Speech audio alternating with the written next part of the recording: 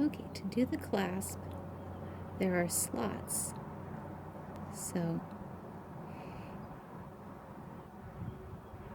you take the hook and you put the hook into the first slot, and then you put it in until you hear it click. To undo the clasp, you're going to gently squeeze on each side of the hook.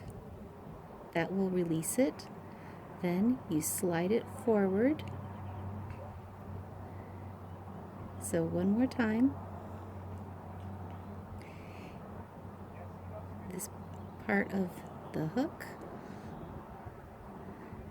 slides into the front of the clasp. Then you push it in until you hear it click.